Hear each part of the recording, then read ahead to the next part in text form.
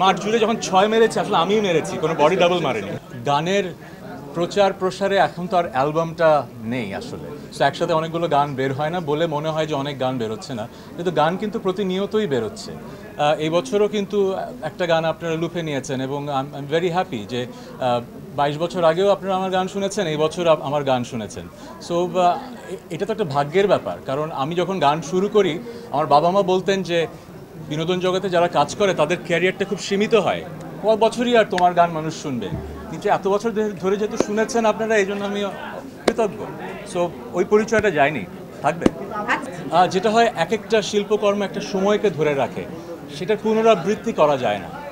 So এই সময়ের জন্য যেই অনুভূতি, সেই অনুভূতি দিয়ে যে গান করব সেটা যদি বেঁচে থাকার মতো গান হয় তাহলে আরেকটা আলো হবে। ছোটবেলায় ক্রিকেট খেলেছি কিন্তু কখনোই মানে ফ্লাড লাইটের নিচে ফার্স্ট ডিভিশন প্লেয়ারের সাথে ক্রিকেট খেলা হয়নি। সো সেই সেন্সে এটা অসম্ভব চ্যালেঞ্জিং একটা কাজ ছিল, কিন্তু সময় দিয়েছি।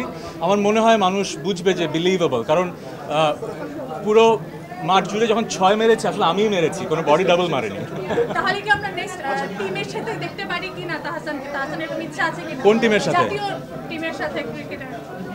মানে গল্প করার ছলে তোদের সাথে দেখা হতেই পারে, খেলা হতেই পারে, কিন্তু আচ্ছা, প্রথম প্রশ্ন হচ্ছে যে আমি একটা ইন্টারভিউতে বলেছিলাম যে অনেক স্ক্রিপ্ট পাচ্ছি ওটিটির জন্য, যেহেতু বিরতিতে আছি। আমার মন ছুঁয়ে যাওয়া স্ক্রিপ্ট এবং গতানুগতিক থ্রিলার যেরকম হিট হচ্ছে সেরকমের বাইরে কিছু পেলে আমি করব।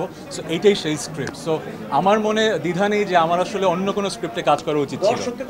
এখন দর্শকে কতটুকু ছবি, আমরা যারা শিল্পকর্ম নিয়ে চর্চা করি, আমরা যদি সবসময় চিন্তা করি যে দর্শক কোনটা পছন্দ করবে, এভাবে যদি কাজ করি তাহলে কিন্তু আসলে শিল্পী সত্তার বিকাশ হয় না। আমাকে যেটা টানবে আমি সেটা করব। সো এই স্ক্রিপ্টটা আমাকে টেনেছে, আমি করেছি। সো আমাকে যারা ভালোবাসেন তারা তো দেখবেনই, কিন্তু আমার ধারণা আমরা যে এফর্টটা দিয়েছি এটা মানুষ নেবে, এই গল্পটা মানুষের হৃদয় ছুঁয়ে যাবে। কারণ শুধুমাত্র যে একজন ক্রিকেটারকে দেখবে তা কিন্তু না, অনেকগুলো মানুষের গল্প দেখবে যারা সবাই হয়তো খুব মনে হবে যে আমরা চিনতাম কিন্তু এখন আর চিনি না। হ্যাঁ, আচ্ছা। সো এইটাই সেই গল্প, যে গল্পটা